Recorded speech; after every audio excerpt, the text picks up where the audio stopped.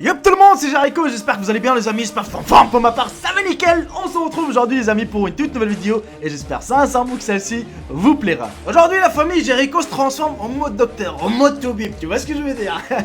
Non, plus sérieusement, vous allez découvrir ce que le corps humain est capable de faire. Et croyez-moi, c'est étonnant, c'est bluffant, tu vas me dire, non mais franchement je ne savais pas que le corps humain est capable de faire certaines choses. Justement les amis, dans cette vidéo vous allez découvrir tout ça. Alors n'hésitez surtout pas de mettre un bon petit pouce bleu si la vidéo vous aura plu, à partager un maximum et de s'abonner à la chaîne si ce n'est pas encore fait. Et sur ce, bon visionnage à tous et à toutes.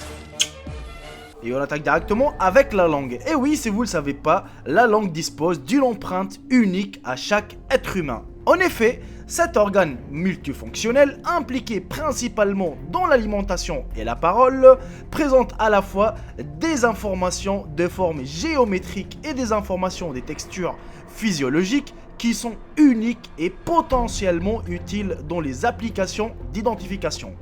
Vous avez déjà entendu de nombreuses rumeurs par rapport aux fossettes sacro-iliaques.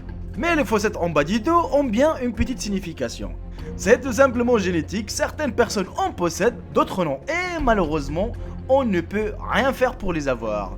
Les fossettes sacro-iliaques se forment uniquement grâce à des os qui se connectent au pelvis. Plus elles sont visibles, moins votre corps contient de gras. Ce qui signifie que vous êtes en bonne santé et que vous avez une bonne circulation sanguine.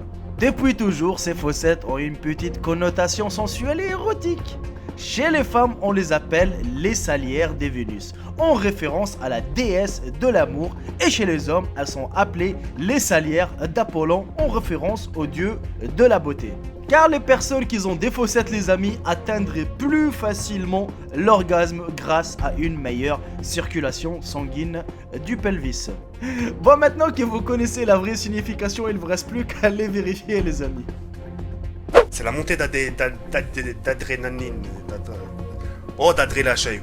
L'adrénaline ou l'épinéphrine est une hormone que le système nerveux produit pour répondre à un besoin d'agir face à une situation de stress ou de danger par exemple. Des scientifiques ont testé ces effets sur Austin Alexander pour savoir si oui ou non elle permettrait d'augmenter sa force de frappe. Les résultats sont juste étonnants. Je vous laisse regarder quelques séquences de la vidéo et on attaquera le suivant. Got him mad. Really mad. All that rage, I want it right now.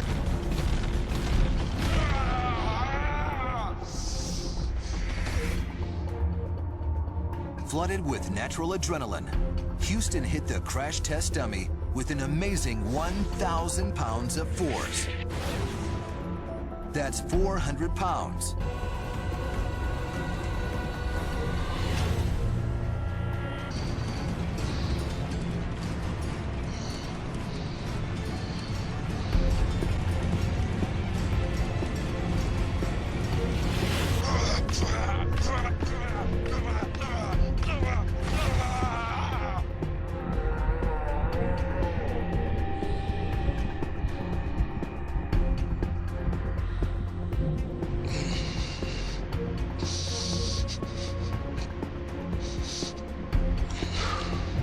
Le nombre de cas d'appendicite est estimé chaque année à environ 8,8 cas par million de personnes. L'appendicite, les amis, est une inflammation de l'appendice. Il s'agit d'une maladie rare, notamment avant 5 ans et exceptionnelle avant 3 ans. La plupart du temps, le diagnostic de l'appendicite est relativement difficile à réaliser. Les causes exactes de l'appendicite sont encore floues. Il semblerait qu'elles soient liées à des matières fécales accumulées au niveau de l'appendice provoquant une inflammation, voire une infection avec présence de puces. Les endorphines ou endomorphines sont libérées par le cerveau et plus précisément par l'hypothalamus et l'hypophyse dans les situations de stress, qu'ils soient psychologiques ou physiques, mais de façon plus significative pendant et après la pratique de sport, notamment de la course à pied. C'est un médicament anti-stress naturel à utiliser sans modération. Cette morphine endogène produite par l'organisme possède une structure moléculaire proche de celle des opiacés. Une fois sécrétée, elle se disperse dans le système nerveux central, les tissus de l'organisme et le sang et produit des effets bénéfiques contre angoisse, anxiété et dépression. L'endorphine est l'hormone du bonheur pour les coureurs à pied. Les amis, les saviez-vous que notre estomac contient de l'acide chlorhydrique et ce type d'acide est hautement corrosif et s'utilise dans la métallurgie. Vous allez tous me poser la question, vous allez me dire Jericho, alors pourquoi on se blesse pas? Car il faut savoir que notre estomac, les amis, stocke de l'acide chlorhydrique produit par les cellules qui se trouvent dans cette zone. Et pourtant, les revêtements des parois de la muqueuse de l'estomac nous protègent de l'effet nocif de l'acide. Et nous n'en souffrons absolument pas. C'est un peu étrange quand même, non? La mémoire sensorielle conserve fidèlement mais très brièvement l'information apportée par les différents sens, qui sont l'ouïe, l'odorat, le toucher, la vue et le goût. La durée de la mémoire sensorielle est très courte, elle est de l'ordre de quelques centaines de millisecondes à 1 ou 2 secondes au maximum. Cette mémoire constitue un passage obligé pour le stockage dans la mémoire à court terme. Or, les informations sensorielles sont prélevées de manière sélective. Il nous est d'ailleurs impossible de tout mémoriser. Nous retenons donc les informations signifiantes, c'est-à-dire uniquement si elles ont attiré notre attention. Toutefois, nous retenons d'autres stimuli de manière non sélective ou inconsciente. À votre avis, quel est l'organe le plus lourd du corps humain ?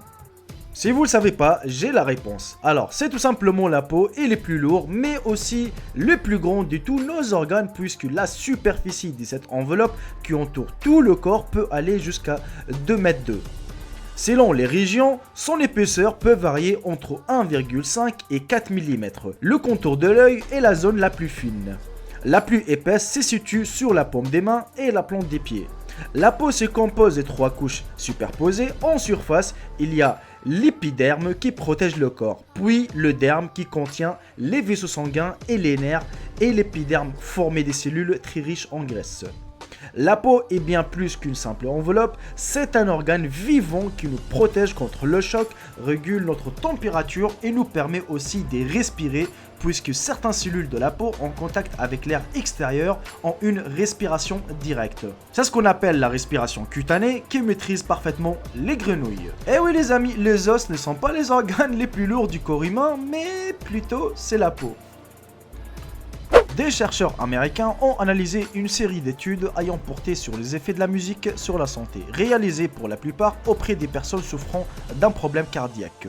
Ils constatent ainsi que le fait d'écouter de la musique diminue l'hypertension et la fréquence des battements du cœur. Et par rapport à des personnes cardiaques n'écoutant pas de musique, ceux qui sont laissés charmer par une période agréable durant 30 minutes ont vu leur tension artérielle diminuer, tout comme leur fréquence cardiaque et leur angoisse.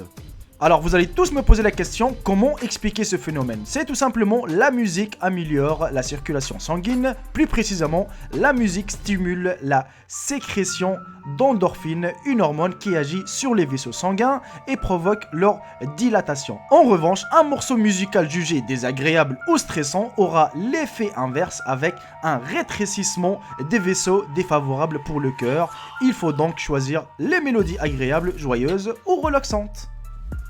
Quoique initialement inodore, la transpiration se remarque souvent en raison de sa forte odeur plutôt désagréable. Alors déterminer l'origine de l'odeur de transpiration est intéressant pour savoir comment faire pour la réduire en partie. Les causes de l'odeur de transpiration initialement lorsqu'elle est sécrétée par les glandes sudoripares, la sueur est inodore. Ainsi, la transpiration qui provient des glandes écrines reparties sur l'ensemble du corps reste générale, imperceptible du point de vue de l'odorat. En revanche, ce n'est pas le cas de la sueur produite par les glandes apocrines. Celle-ci va prendre une odeur caractéristique qui peut légèrement varier d'une personne à l'autre. Alors pourquoi l'odeur de la transpiration est-elle désagréable? Si la transpiration émise par les glandes apocrines est plus odorante, c'est surtout parce qu'elle apparaît dans des zones mal ventilées et pileuses qui favorisent la macération et donc les odeurs sont désagréables. En effet, les glandes apocrines sont situées essentiellement au niveau des aisselles, de l'anus, de mamelon, du nombril. La sueur issue des glandes apocrines va donc constituer un aliment de choix pour les bactéries microscopiques présentes sur la peau qui, en la consommant, vont produire des composés chimiques odorants à l'origine de l'odeur de la sueur. Logiquement, plus la consommation est importante et longue, plus l'odeur se fait sentir. Et les saviez-vous qu'on a le même nombre de poils que les chimpanzés, les amis? Que les singes, en gros? Ça c'est une information en plus. Eh oui, on a le même nombre du poil et les cheveux compris, voilà, donc du cheveu, les poils et tout, on a le même nombre, sauf que chez les singes, les poils sont épais et chez l'être humain, elles sont fines, voilà, c'est pour ça qu'elles apparaissent moins et chez les singes, vraiment, voilà, donc ils sont vraiment épais et ça leur, excusez-moi parce que, voilà, je dis excuse-moi à mon micro, mais excusez-moi à vous aussi parce que je pense que je vous ai pété un peu les oreilles, voilà, parce que chez les singes, ça leur protège du froid, or que nous, voilà, on a des vêtements aussi, quelque chose de logique. Voilà, quelques petites informations. Les amis, j'espère que la vidéo vous aura plu. J'espère que vous avez appris quelque chose que vous ignorez. Je pense que la plupart d'entre vous, ils connaissent une chose ou deux, mais vous ne connaissez pas les 10. Voilà ce que je viens de citer dans la vidéo. Un petit j'aime, c'est la récompense. Un petit partage, c'est pareil, c'est la récompense. Sur ce, je vous embrasse tous. Profitez bien de votre journée, de votre soirée. Et je vous dis à très bientôt pour une toute nouvelle vidéo. Salut tout le monde, c'était Jericho. Bye bye, ciao ciao. Je vous aime tous mes frères et sœurs.